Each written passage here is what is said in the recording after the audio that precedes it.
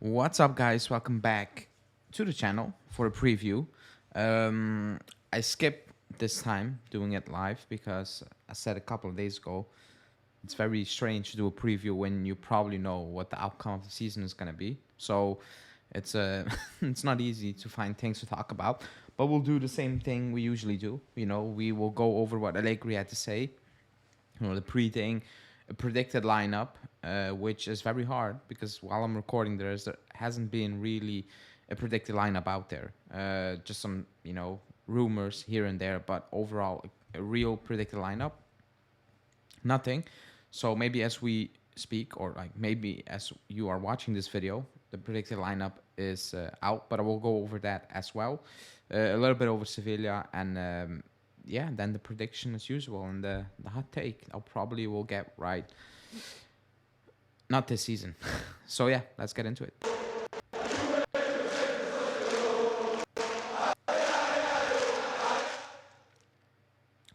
Okay, so I'm recording this video actually after the Inter Milan game just finished, and it's tough because, doing a preview for a Europa League semifinal when your biggest rivals are playing a Champions League semifinal is it's not fun. It's not a position we should be in. It's not a position, especially we should not be in, going off the 9 year of dominance we had. Like the drop off is insane. I think this makes it even more clear. Like they're playing a semifinal of the Champions League. You can talk about the quality. They're still in it. We are playing a semifinal of the Europa League. So that's the difference now. But you still need to play those games. And like Di Maria said in the pre-game, he said, I haven't won this cup and I want to win it, because, well, you're in it. You're a professional. Me as a fan, we're in it. Don't want to be in it, but we're in it. So semi-final, I want to win it. And it starts tomorrow. I think I did like two previews, Freiburg, Nantes, and I said we need to make the difference going into the return leg. We failed both times, 1-1 and 1-0. Now, in the end, it was enough because we finished off the job away from home. I said the same for Sporting. We made it very difficult away from home. And do I think Sporting have more all-around ability this season? Yes, but I do believe that pedigree comes into play when you talk about Sevilla, and they dominated this cup basically. Same with Atletico Madrid over the last couple of years. So you need to take that into consideration because it matters. It's like Real Madrid. How many times in the last couple of seasons said, yeah, they're not good enough, and they still find a way, because teams get scared. It gets into their head, oh, they make the final always, Are they really that good? When maybe on the pitch they're not actually that good, but you capitulate and, well, there you go, and you're out of the game. But tomorrow, we do need to make the difference. You might say how, because we struggle in doing that, but they need to find a way to overcome that and actually go with a decent, good league to Sevilla, because Man U failed to do it. They were 2-0 up. They conceded 2 own goals, I think, at home. Went there, conceded 3 ridiculous, clumsy goals, but it's because of pressure, stress, all those things, and they're out. They're out, and we cannot make the same mistake tomorrow. So we need to play a clean game, which is already a big ask, and we need to start scoring more goals, which was a bit ask. I'm going to say was, because against Bologna, we created quite enough. At home against Lecce, we created quite enough. Against Atalanta, we didn't create real chances. We created opportunities. We messed up. At the end, we scored 2 goals, but it looked a little better, overall. So let's see.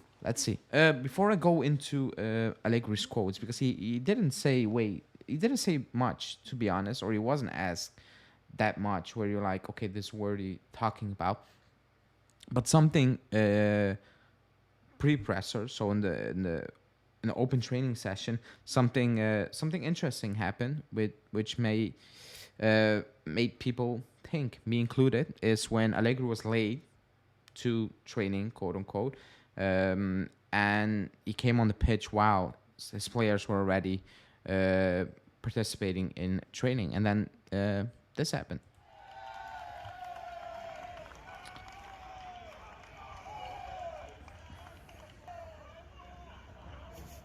So as you can see, um, he's late into training, and the players were basically joking with him and welcoming him on the pitch. Now, uh, the story was always that maybe his relationship with the group wasn't good enough, or like isn't good enough now at this moment in time. Di Maria spoke, or Di Maria was asked about it in his presser. I don't know by which journal it was, but he was asked about what do you think about Allegri, and he was very open. Di Maria, he basically said, at the beginning I struggled because of the way we play, the things I was asked to do, compared to the things I was asked to do at PSG or like earlier on his career. He said I needed to adapt. He talked about Italian football being very much vertical, counterattack focus, which is a weird thing because we're not good at it. We mess up a lot of counterattacks. Just look at the Atalanta game. Like even the Vlahovic goal looked like we were gonna mess it up until he scored an absolute banger. But this is an interesting video because the suggestion was that he lost the group completely. I personally suggested that he lost a couple of players. I still believe that. I still some players are frustrated with the way things are going in terms of the way we play. I think Di Maria being open about it in the presser was very interesting, to be honest. But he also praised Allegri, and he praised him a lot basically as well, because he went back saying the youngsters are ready even for Champions League football, and if they're ready, it's because of Allegri, because he's giving them opportunities, he's giving them trust, and they're showing that they can be part of the squad and do a job basically.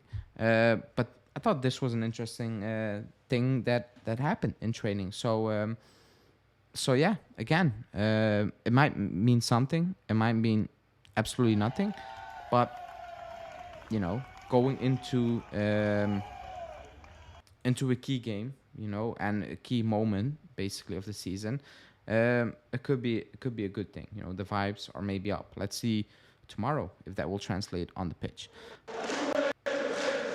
Whoops, that was a mistake. But let's go into the quotes now. Again, I said it didn't say way too much, so I picked up the most interesting one. He was asked about the game, obviously. He said Sevilla is an experienced team, and between the UEFA Cup and the Europa League, has won it 6 times. I think they played 4 previous Europa League semifinals, and they went on to winning it. So they made the final every time they were in a semifinal. Now that's pedigree, and you need to take that into account, because in the league, they're not doing well. I will try to watch them this weekend, which might make very little sense because we will play them tomorrow. I was planning to do it last weekend, but something came up, so I couldn't. I've watched them again at home against Manu. I've watched them away against Manu. Away, they were not good.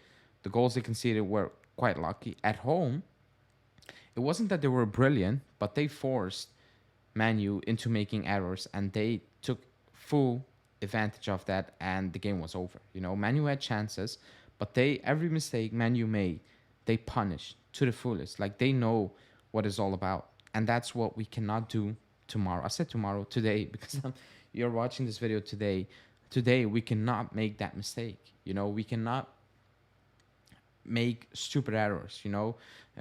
Things like the Harry Kane goal come to mind. Chiellini slipping, or the Royce goal, in 2016 or whatever it was. Chiellini slipping. All these things, like conceding stupid goals, that cannot happen tomorrow. And again, we probably will not create a great amount of chances, but the few we get, we need to put away, because this tie needs to be kind of over going into Sevilla next week, because it will be very difficult there. It will be very difficult. I think a 1-1 or a 1-0 is not enough. It could be enough against Freiburg and Nantes. It maybe it was enough against Sporting. But with the pedigree they have and the way they can manage games, these situations, you need to kind of do the job tomorrow, in my opinion. He said tomorrow, as was the case in Bergamo, the whole group will be important, especially those who will come off the bench. We need the attitude of the last games, respecting the opponent and taking advantage of their weaknesses. Now, the players that came on Sunday, they did well. So yes, I agree. Depending on who we starting, obviously, because if you bring on players that will have a minimal impact just purely based on qualities, then it will be difficult. But he could have, he brought on Kostic, Chiesa, Vlahovic, Pogba from the bench, and yes, you can do damage, you know. But if a lot of those players are starting, it will be more difficult, obviously, because you know quality coming from the bench will make the difference, not just players, like players with quality, not just players. So, but I agree with him. I do agree with him because probably some players who you might want to start will be benched. So coming on, you need to make the difference, as happened on Sunday, and even the Sunday before against Bologna. You know, the players coming on, they did make a difference in my opinion. But yeah, then obviously he was asked about what's happening off the pitch. Quick update: we will know about the ruling the day we play Empoli. I don't know. I forgot the date now. Is it 22 of May, 24, whatever? It's a Monday. We play Empoli. Then we will know the ruling, which is ridiculous. Now, quick update on that. On this, Mirko Di Natale said there can still be possible just a fine. I don't think that's the case. There's a lawyer who spoke a lot on this topic, said the club can appeal it now, even before a decision has been made. And then today, one of the Juve lawyers spoke, and he said they're not happy with what came out, you know, in terms of the Kony can are in their right, basically, and all those things. They said, but they also said that they will, because some of those things in it, a lot of those things in it, he said, are with a lot of flaws, and they will appeal it again. They will be ready to appeal it. I think that appeal will be rejected unless they go higher up before the appeal happens. But by the things going off now, it's probably not going to happen, you know. And then you have some leaks from the club, excuse me, and they suggest they will not do anything. They will not communicate anything. Only they will only do that after next Thursday semifinal away to Sevilla, which is weird because a few days later you will get the appeal. So it needs to happen really quickly. It's just a weird situation, you know. For the league, I think it's over the league. Now this, based on how things are evolving, you know, the UEFA probably does not have the time to ban Juve, or they just need to go with what the Italian Federation is gonna pull out, and the UEFA might say, yeah, we agree, we will make it even worse, and we will ban you out of Europe, even if you win the Europa League. But if they do that, they kind of expose themselves because they are just going off what the federation has done and not their own investigation. Now, doing their own investigations, good, will take time, and probably not time enough. There's probably, excuse me, not time enough to do that now, basically, you know, in a couple of weeks' time because before the, excuse me, before teams need to go into playing first round qualification for the Champions League or Europa League. Like, all those things change if Juve get into the Champions League. Do they get into the Champions League? Yes or no? All those things change for a lot of teams in and around Europe. So let's see. But that's why today is important. You know, as of now, you still need to win it to get into Europe, basically. He said that we have performed very well, morally and professionally, but there are still 20 days left, the most important ones. He said by now we have an armor. We come out of this experience fortified. We, on the field, have to do our best trying to get to Europa League final, and we have to keep second place in the league. Like, he's going to say that. He's not going to come out and be like us and basically say the league is done and whatever, you know, the UEFA will ban us. That's not what he's going to do. He's trying to, you know, put this group back together and try to win the remaining 6, maybe 7 games of the season, and then, you know, wait and see, because this is not on the players, this is not on the coach. They don't have this in hand. They just need to go out there and somehow, you know, forget about what's happening off the pitch and make it happen, and basically make it happen today. So yeah, time for predictions. You can leave your prediction in the comments, as well as your hot take. I don't want to jinx Miretti, so I'm gonna stop saying my hot take is Miretti is gonna score, because I'm probably jinxing him. My hot take is that my hot take is that it will be a very open game for us, and we will concede, probably concede, but we will create enough chances, like a lot of chances, good chances. That's my hot take from tomorrow. That we will today, excuse me, that we will create real clear-cut chances. Now, my prediction is, I went back and forth with it. I do believe we're gonna win. I had 3-1 in my mind. I don't know why. Like, I don't know why I said we were just going to win away to Atalanta, because there was no real evidence that we we were able to pull that off in the moment we were in. But I'm going to go. I'm going to stick with. I'm going to stick with. I'm going to stick with 3-1. That's my first thought. I could be completely wrong. It just came out of my head based on absolutely nothing. I can be completely wrong, but let me know in the comments. I'm gonna go 3-1. I'm gonna go Di Maria twice and Chiesa once. Now the lineup, I haven't talked about the lineup because there's no real proof. There's no, excuse me, real leaks.